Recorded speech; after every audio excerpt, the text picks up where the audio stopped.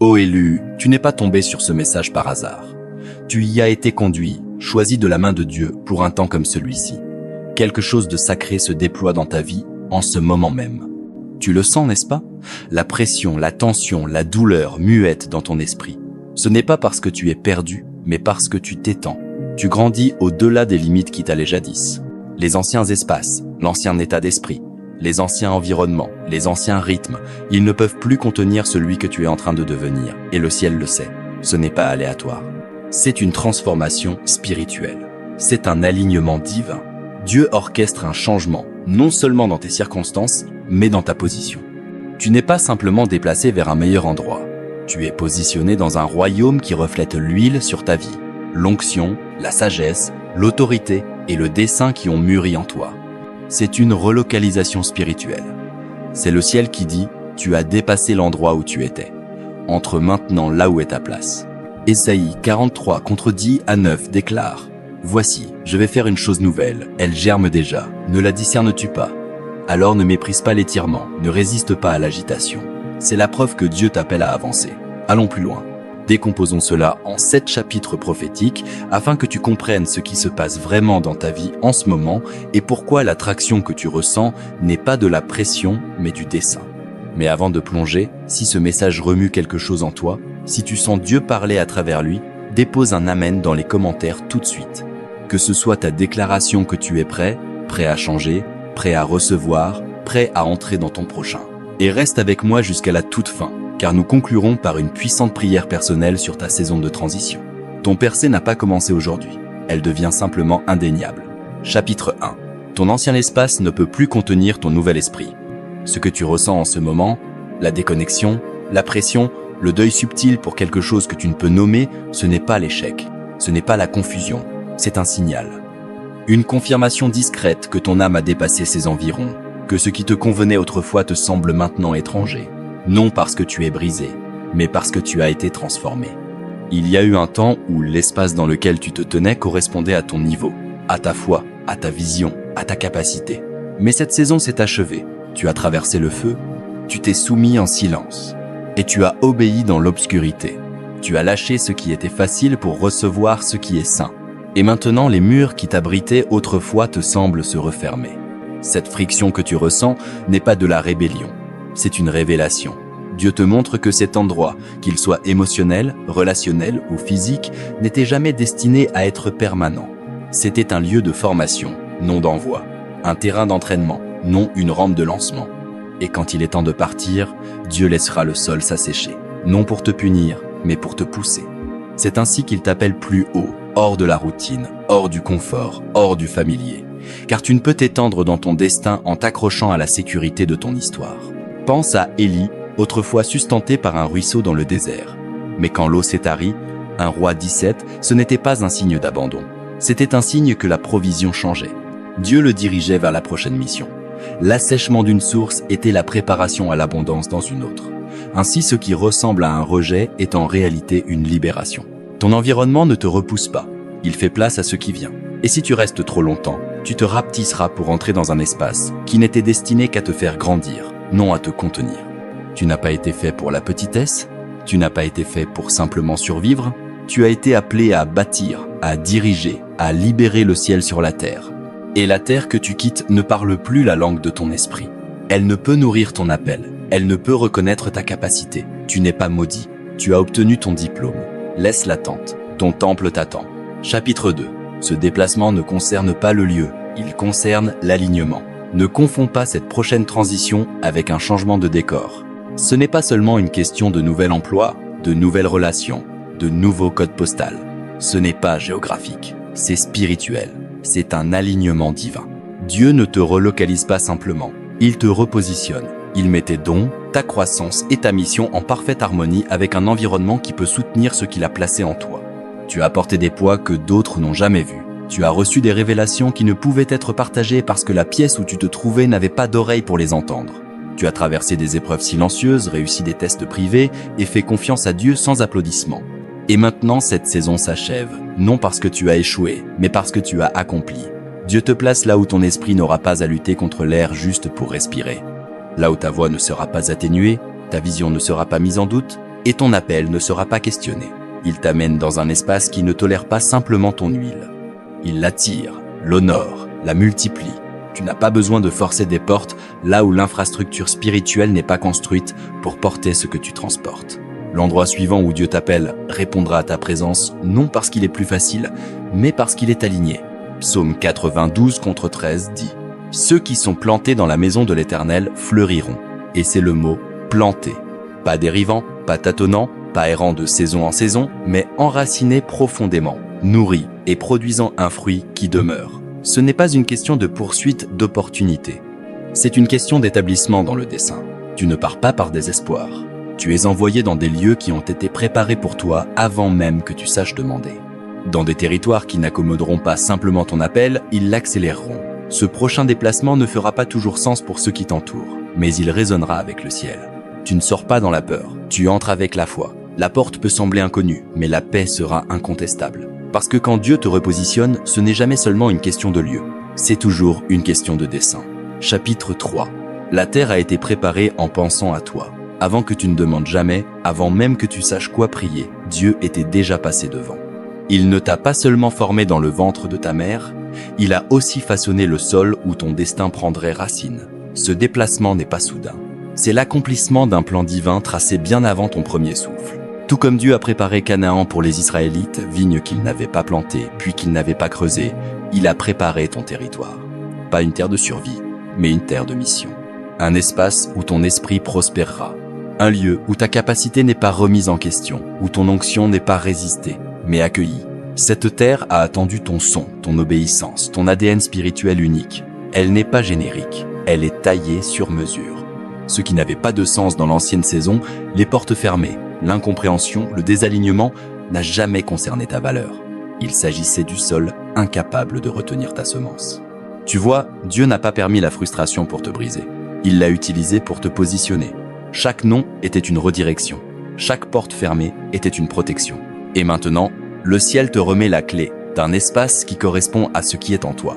Dans Deutéronome 11:12, Dieu décrit la terre promise comme une terre qui boit directement du ciel.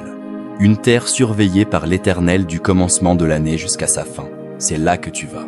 Un lieu déjà débordant de la provision, des connexions et des opportunités destinées à toi. Tu n'auras pas besoin de lutter ici. Tu n'auras pas besoin de te rapetisser. Tu n'auras pas besoin d'expliquer ton feu ou de défendre ta vision. Cette terre est alignée. Elle connaît ta voix. Elle répond à ton obéissance. Elle reconnaît ton autorité. Et le timing n'est pas une coïncidence. Tandis que tu mûrissais dans le lieu secret, la terre mûrissait aussi. Maintenant les deux sont prêts. L'atmosphère est prête. Le sol est fertile. Le moment est venu. Alors ne porte pas le deuil de l'ancien dans la promesse du nouveau. Ce qui n'a pas fonctionné auparavant n'a pas échoué. Ce n'était simplement pas chez toi, mais ceci est différent. La terre est prête et toi aussi. Chapitre 4. Les gens attendent aussi. Tu n'entres pas dans le vide. Tu entres dans une connexion divine. Ce n'est pas une amélioration personnelle. C'est une mission du royaume. Tu n'entres pas simplement dans un nouvel endroit. Tu entres en alignement avec des gens qui attendent ce que tu portes. Il y a des voix dans cette terre qui se sont tues, attendant d'être rallumées par ton audace. Il y a des âmes errant dans la confusion, inconscientes que ton histoire porte leur percée. Il y a des bâtisseurs, des intercesseurs, des rêveurs attendant non un héros, mais un partenaire, et tu es la pièce manquante. Ce n'est pas une question d'influence, c'est une question d'impact. Romains 8:10-9 dit « La création attend avec un ardent désir la révélation des fils de Dieu. Il y a des destins liés à ton obéissance. Ton arrivée sera un catalyseur. Et quand tes pieds toucheront le sol, l'écosystème du ciel commencera à s'agiter. Dans ta dernière saison, tu étais incompris. Ta vision semblait trop grande, ta foi excessive. Tu as porté du poids en silence, mais tu n'avais pas tort, tu étais simplement en avance. Il ne pouvait te voir parce qu'il n'était pas appelé à marcher avec toi. Mais cette nouvelle terre est différente. Ici, ton feu n'offensera pas, il allumera. Ta présence ne sera pas minimisée, elle sera multipliée. Les connexions que tu trouveras seront au niveau d'alliance. Pas seulement des visages amicaux, mais des missions divines. Des gens qui te couvriront, non qui te concurrenceront. Des gens qui te verront, non qui te rapetisseront. Des gens qui n'applaudiront pas seulement ta croissance, mais la porteront avec toi. Et ne sois pas surpris quand les conversations commenceront à confirmer ce que tu as porté en silence pendant des années. C'est ainsi que bouge l'alignement divin, subtil, soudain et incontestable. Tu entres dans un réseau du royaume où ton obéissance résonne dans les autres, où ta voix réveille des voix, où ton oui ondule à travers les générations. Ce ne sont pas des rencontres fortuites, ce sont des collisions stratégiques conçues pour multiplier ton héritage. Alors, respire, laisse le passé relâcher sa prise. Tu n'as pas besoin de prouver quoi que ce soit, tu n'as pas besoin de performer. Montre-toi simplement, parce que ce dans quoi tu entres n'a jamais concerné la popularité, ça a toujours concerné le dessein. Cette terre n'a pas seulement été faite pour toi, elle t'a attendu. Et les gens qui y sont aussi. Chapitre 5. La bataille avant le déplacement est spirituelle. Tout changement divin est précédé de pression. Avant qu'un nouveau territoire ne soit occupé, la résistance monte.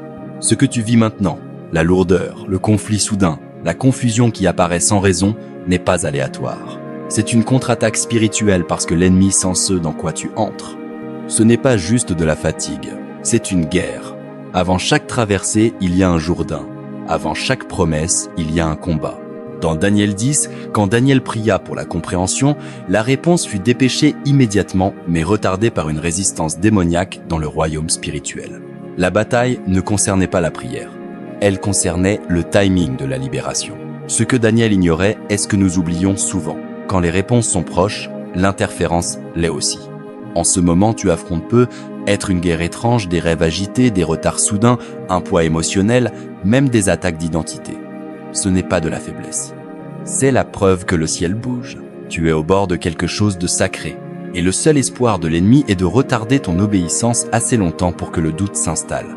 Mais le tremblement que tu ressens n'est pas un signe d'arrêter.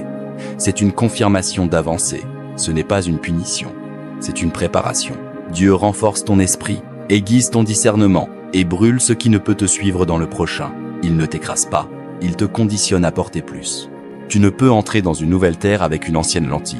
Et ainsi, cette bataille finale n'est pas destinée à te détruire. Elle est destinée à révéler la version de toi qui est prête. Pense à Anne dans un Samuel, stérile, moquée, brisée jusqu'à ce qu'elle traverse sa douleur et enfante un prophète. Comme elle, tu te tiens entre le chagrin et l'accomplissement.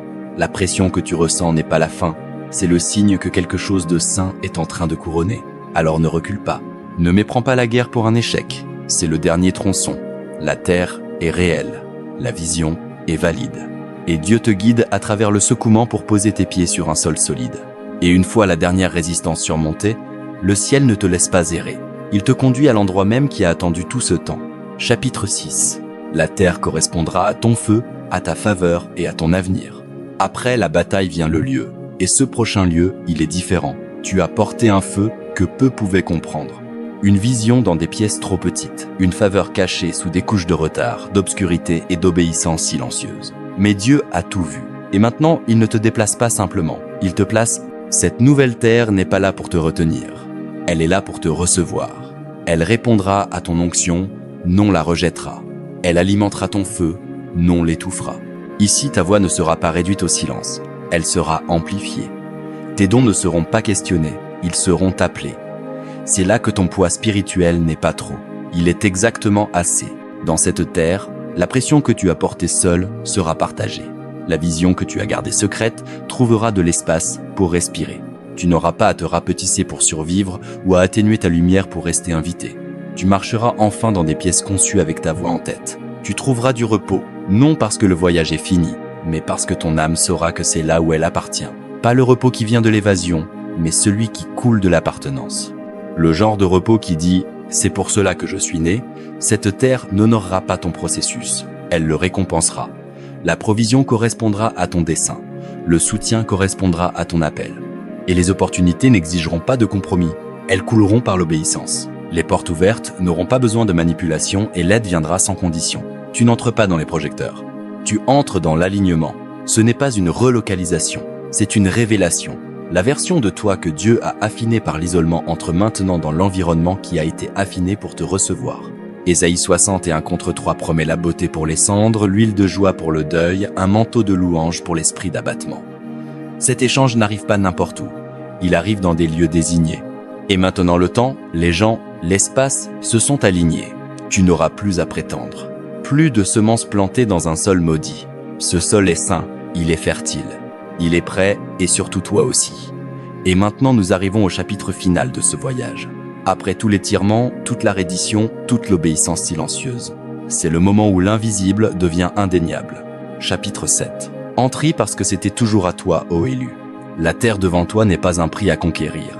C'est une promesse déjà assignée. Tu n'entres pas dans la possibilité.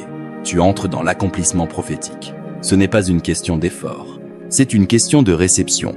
Le désert ne t'a pas affaibli. Il t'a affiné. Les saisons cachées ne t'ont pas retardé. Elles t'ont préparé. Et maintenant, le ciel n'attend pas ta perfection. Il répond à ton positionnement. Tu as été testé en silence. Tu as obéi dans l'obscurité. Tu as été fidèle quand personne n'applaudissait. Et à cause de cela, Dieu dit, maintenant marche. Tu n'es pas invité. Tu es dévoilé. Cette terre n'est pas une promotion. C'est un héritage. Tu n'as pas à te démener pour ceux qui portent déjà ton nom. Deutéronome 1:8 dit, voyez, je vous ai donné ce pays. Allez-y et prenez-en possession. Ce n'est pas de l'ambition, c'est une mission. Les portes qui s'ouvrent maintenant ne sont pas aléatoires. Elles sont écrites. Ce qui vient n'est pas une compensation pour la performance. C'est une récompense pour ta persévérance. Tu n'as pas percé la foule. Tu as été sculpté dans le silence. C'est la révélation de la version de toi qui a grandi en force en privé, forgée par le feu, ointe dans les ombres. Tu n'as pas besoin de permission pour entrer dans ce qui a déjà été prononcé sur ta vie. Mais comprends ceci. L'invitation vient avec urgence. Ce n'est pas le moment d'hésiter, pas le moment de trop penser. Quand Dieu dit bouge, tu bouges. La peur n'a pas sa place ici. Le doute n'est pas ton compagnon. Tu ne peux t'accrocher à hier quand Dieu place demain dans tes mains. Tu ne t'éloignes pas de la sécurité. Tu entres dans la souveraineté. La transition n'est pas seulement externe, c'est un réalignement spirituel. Ce qui semblait inconnu est simplement ce qui attendait. Ce déplacement est plus grand que la géographie. Il s'agit d'entrer dans la juridiction du royaume, un territoire que ton esprit a déjà vu, une autorité dans des espaces que ton CV ne pourrait jamais accéder, une faveur dans des pièces où ton nom a été prononcé en ton absence, des ressources, des relations et une portée qui coule non de ton effort mais de la stratégie de Dieu. Tu ne poursuis pas le succès, tu entres dans l'héritage. Et maintenant, les années de pression libéreront l'huile d'influence. Les années de silence résonneront dans des pièces construites pour entendre ta voix. La saison d'attente devient une saison de marche. Le spirituel devient tangible, parce que c'est le moment où le ciel dit qu'il est temps. Alors marche avec audace, non comme un invité, mais comme un héritier légitime, non avec excuse, mais avec autorité, non pour prouver, mais pour posséder. La terre est prête, le temps est accompli, et ton esprit connaît déjà le chemin. Maintenant que tu as vu le voyage, ressenti le changement et entendu la confirmation, la question devient « Comment répondras-tu » Parce que la révélation sans action n'est que de l'inspiration. Et ce moment ô élu exige plus qu'un accord émotionnel. Il appelle à un alignement spirituel. Ce que Dieu t'invite à entrer n'est pas seulement un changement de lieu, mais une transformation de posture. Il ne te donne pas seulement un territoire à revendiquer. Il te donne une identité à incarner. Et l'identité doit être vécue en mouvement. Cela signifie qu'il est temps de bouger différemment, de marcher comme quelqu'un qui sait que la terre est déjà à toi, de parler comme quelqu'un dont les mots sont soutenus par le ciel, d'arrêter d'accueillir la peur, le retard, la comparaison ou les excuses comme s'ils avaient encore autorité dans ta vie. Ils n'en ont plus. Pas désormais. Dans cette prochaine saison, l'acte d'obéissance le plus radical ne sera pas spectaculaire. Il sera fidèle. Il sonnera comme se lever plus tôt pour prier, même quand tu te sens invisible. Il ressemblera à poser des limites avec des gens qui avaient autrefois accès à ton doute. Il exigera de gérer tes finances, tes relations et ton énergie comme quelqu'un qui se prépare pour l'héritage, non la survie. Le changement peut commencer spirituel, mais il doit se manifester dans le pratique. Dieu t'appelle à créer des rythmes qui correspondent à ta nouvelle réalité. Des choix quotidiens qui s'alignent avec le poids de ton appel. De petits actes de confiance qui renforcent la vérité que tu n'essaies plus de mériter ta place. Tu y montes. Pour certains d'entre vous, cela signifie enfin écrire la vision, même si cela vous effraie. Pour d'autres, cela peut être lâcher des environnements où ton esprit se rapetisse toujours. Peut-être est-il temps de pardonner pleinement le passé, non pour l'excuser, mais pour te libérer de lui. Peut-être est-il temps d'ouvrir ta bouche et de prier comme si l'issue était déjà garantie parce qu'elle l'est. Et si Dieu dit que la terre est à toi, alors ton seul travail est de marcher comme si c'était vrai. C'est ton moment d'amener le surnaturel dans le naturel, que tes mots portent la foi, non la peur, que tes actions prêchent plus fort que tes publications, que ta maison devienne un hôtel, non une routine. Oins tes matins de louange, garde ta paix comme un sol saint, montre-toi à tes missions, même les petites, avec excellence, parce que l'excellence est une préparation prophétique. Et n'oublie jamais, la maturité spirituelle n'est pas prouvée par l'affichage public. Elle est révélée dans la discipline privée. Quand tu honores l'invisible, le ciel honorera le dévoilement. La terre est prête, le changement est réel. L'invitation a été étendue. Maintenant marche, marche humblement, marche avec audace, marche quotidiennement. Marche la tête levée, le cœur ancré, et les yeux fixés non sur où tu as été, mais sur celui qui va devant toi. Que le mouvement de tes pieds corresponde à la maturité de ton esprit. Que tes habitudes témoignent que tu sais qui tu es. Et si tu doutes en chemin, souviens-toi de ceci. Tu n'as jamais été simplement déplacé. Tu as toujours été façonné. Et le façonnement n'était pas une punition. C'était la permission de porter la gloire, de marcher dans le dessein, de libérer le ciel un pas fidèle à la foi. Avant de conclure, je veux prier sur toi. Ce n'est pas n'importe quelle prière. C'est une couverture prophétique pour la saison dans laquelle tu entres. Alors où que tu sois, si tu peux, prends une profonde inspiration. Ferme les yeux et laisse cette prière parler à ton âme. Prions. Père Céleste, nous venons devant toi en pleine reddition, reconnaissant que ce moment est saint, non à cause de l'endroit où nous sommes, mais parce que tu es ici. Merci de nous avoir appelés hors des petits endroits, hors des mentalités limitées, hors des cycles de survie, et dans un alignement divin avec ton dessein. Seigneur, tu es l'auteur et le consommateur de notre foi. Et nous déclarons aujourd'hui, nous te faisons confiance pour le voyage, le timing et la destination. Dieu, pour celui qui écoute en ce moment et qui s'est senti étiré, fatigué, déplacé ou ignoré, je le lève vers toi. Je prononce la paix sur chaque tempête tourbillonnant autour de lui, et je fais taire les voix de peur, de doute et de retard. Que ta parole s'élève au-dessus de chaque mensonge que l'ennemi a murmuré. Que son cœur entende, tu dis, tu es à moi, tu es prêt, la terre est déjà à toi. Père, tout comme tu es allé devant Josué et lui as dit, tout lieu que foulera la plante de ton pied, je te l'ai donné. Josué 1-3. Nous déclarons la même promesse maintenant. Donne-nous le courage de marcher avec audace dans le territoire que tu as préparé. Que chaque pas que nous faisons reflète la confiance, non la peur. Que chaque mouvement que nous faisons soit guidé par ton esprit, non par notre effort. Nous te remercions pour les saisons cachées, pour l'affinage, l'isolement, la pression, car nous savons maintenant que ce n'était jamais gaspillé. C'était de l'adoration, c'était de la préparation, c'était le terrain d'entraînement du ciel. Et maintenant, Abba, tandis que tu dévoiles ce qui a mûri en silence, donne-nous la grâce de le porter avec humilité, sagesse et autorité. Que la terre dans laquelle nous entrons soit remplie de ta présence, qu'elle réponde à l'huile sur nos vies, qu'elle soit un lieu où nos dons grandissent, notre voix est entendue et notre héritage est multiplié. Entoure-nous de connexions d'alliance, de gens qui nous couvriront, nous défieront et marcheront à nos côtés. Nous relâchons le passé, la honte, le poids, les si seulement, et nous saisissons ce qui est devant. Nous ne voulons pas seulement un nouvel environnement, nous voulons ton établissement. Rends-nous stables, rends-nous fructueux, rends-nous dangereux pour les ténèbres. Père, aligne nos cœurs avec le calendrier du ciel. Garde-nous sensibles à ta voix, obéissants dans les petites choses et ancrés dans ta parole. Et que tout ce que nous bâtissons, disons, créons et portons apporte la gloire à ton nom et la guérison aux autres. Scelle cette transition avec ton feu, Dieu, qu'il soit évident que ce n'est pas de l'ambition, c'est une mission, que ce n'est pas du bruit, c'est du dessein, et que ce n'est pas la fin, c'est le commencement de tout. Tu l'as déjà écrit au nom puissant de Jésus. Amen.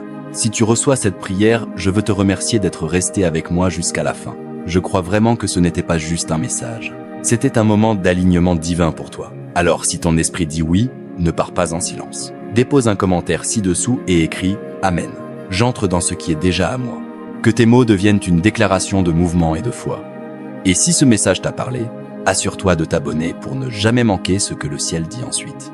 Jusqu'à la prochaine fois, marche avec audace, porte le feu et souviens-toi que la terre est prête et toi aussi.